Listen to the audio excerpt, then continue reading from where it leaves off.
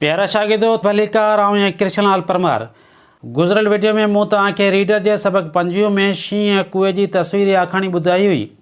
अॼु सबक 5 जी मश्क में वरी बि हिकु अहिड़ी मज़ेदार आखाणी हाथी ऐं किरड़े जी ॿुधाईंदुसि।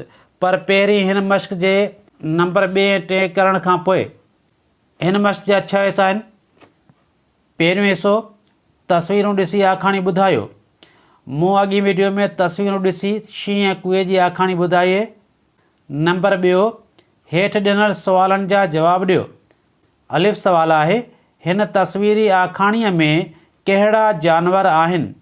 हिन जो जवाबु आहे, हिन तस्वीरी आखाणीअ में जानवर शींहं ऐं कुओ आहिनि। ॿिए सवाल आहे, शींहं छा में फाथो? त हिन जो जवाबु आहे, शींहं हिकु शिकारी पारां अॾियल ॼार में फाथो। जीम सवाल आहे, शींहं जी मदद कंहिं कई? त हिन जो जवाबु आहे, शींहं जी मदद हिकु कुए कई। दाल सवाल आहे, कुए शींहं खे कीअं छॾायो? हिन जो जवाबु आहे, कुए ॼार खे पंहिंजे ॾंदनि सां कुतरे शींहं खे छॾायो। हे सवाल आहे, असांखे हिन आखाणी मां कहिड़ो सबक़ु मिले थो? त हिन जो जवाबु आहे, हिन आखाणी मां असांखे इहो सबक़ु मिले थो त असांखे अहसान फरामोश न थियणु घुरिजे ऐं ॾुखे वक़्त में हिक ॿिए जी मदद करणु घुरिजे। हिन मश्क जो टियों हिसो आहे, ॾिनल लफ़्ज़ पढ़ो ऐं जुमलनि में इस्तेमालु करियो। अचो त हिननि लफ़्ज़नि खे पढ़ूं। इहो लफ़्ज़ आहे झंग, शींहं, कुओ, ॼार, कुतरण।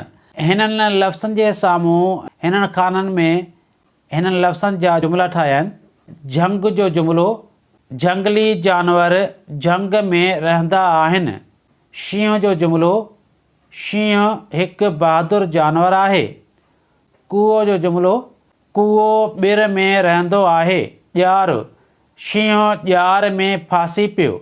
कुतरण, ॼार खे कुतरण सां शींहं आज़ादु थी पियो। नंबर 4 पंहिंजे पसंदि जी आखाणी या लतीफ़ो ॿुधायो। त ॿुधो हिकु मज़ेदार आखाणी। कंहिं झंग में हिकु हाथी रहियो पिए। हिकु ॾींहुं हू घर खां ॿाहिरि गाह खाइण वञी रहियो हो त रस्ते ते तमामु घणियूं माकोड़ियूं बरसाति अचण जो सारे पंहिंजा आना खणी कंहिं महफ़ूज़ माॻ ॾांहुं वञी रहियूं हुयूं। हाथी जी जॾहिं माकोड़ियुनि ते नज़र पई त हिन सोचियो त मुंहिंजे पेरनि हेठां अची केतिरियूं ई माकोड़ियूं बेगुनाह मारिजी वेंदियूं। हिन पेर मथे खणी माकोड़नि खे चयो त अदियूं, तव्हां रस्ते तां थोरो पासे थियो त आउं मटी वञा, त जीअं तव्हां मुंहिंजे पेरनि हेठां अची मारिजी न वञो। माकोड़ियूं रस्ते जे अधु हुन पासे ऐं अधु हुन पासे बीह रहियूं। हाथी खे मटण लाइ रस्तो मिली वियो। हाथी मटी वियो। थोरो अॻिते वधियो त रस्ते ते हिकु किरड़ी वेठी हुई। हिन खे किरड़ी लाइ बि अहसासु थियो त हीअ बि पेरनि हेठां अची मारिजी वेंदी। हाथी किरड़ी खे चयो त अदी, पासे थी, मतां न मुंहिंजे पेरनि हेठां अची ऐं मारिजी वञी। किरड़ी हाथीअ जी ॻाल्हि खे ॿुधी अणॿुधी कई। हाथी वरी बि किरड़ी खे चयो, अदी, पासे थी, मतां न मुंहिंजे पेरनि हेठां अची ऐं मारिजी वञी।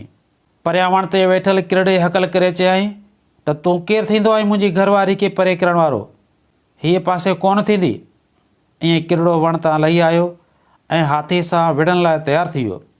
हाथी पंहिंजी सूंड सां हिन खे परे करणु लॻो त किरड़ो हिन जी सूंड वारे सुराख़ मां अंदरि घिड़ी वियो ऐं मग़ज़ खे खाइणु लॻो। हाथी खे ॾाढी तकलीफ़ थी, सूरु थियणु लॻो। हिन सूंड खे पट ते हईं, हेठि मथे हेॾां होॾां घणेई कई, पर किरड़ो ॿाहिरि न निकितो। वेतर वधीक चक हणंदो रहियो ऐं चकनि जे करे सूंड मां रतु वहणु लॻो। तकलीफ़ जे करे हाथी खे वापसि घर ॾांहुं वञिणो पियो त साॻी वाट ते हाथी खे जॾहिं माकोड़नि संदसि सूंड मां रतु वहंदे ॾिठो त हाथी खां पुछियाईं, अदा, तुंहिंजी सूंड मां रतु छो पियो वहे? हाथी माकोड़नि खे किरड़े ऐं किरड़ी जी सॼी हक़ीक़त करे ॿुधाई। माकोड़नि खे हाथी जो कयल अहसान यादि हो, सो हाथी खे चयाईं त अदा, फ़िक्र न कर, असीं हिन खे थियूं ॿाहिरि कढूं, तूं हिते सुम्ह।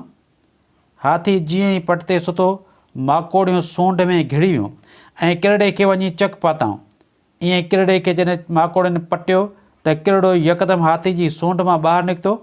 जॾहिं किरड़ो ॿाहिरि निकितो त माकोड़ियूं बि ॿाहिरि निकिरी आयूं ऐं हाथी उथी माकोड़नि जो थोरो मञियो त अदियूं, तव्हांजूं महिरबानियूं। इन ते माकोड़नि चयो त अदा, तो बि असां ते अहसान कयो, इन लाइ हीअ असां पंहिंजो फ़र्ज़ु अदा कयो आहे। हीअ हुई हाथी ऐं किरड़े जी आखाणी। प्यारा शागिर्दो, अॼु जी ही मुंहिंजी ठाहियल आखाणी वारी वीडियो तव्हांखे कीअं लॻी? जेकॾहिं पसंदि अचे त लाइक शेयर ऐं कमेंट ज़रूरु कजो। खे सब्सक्राइब कजो। महिरबानी।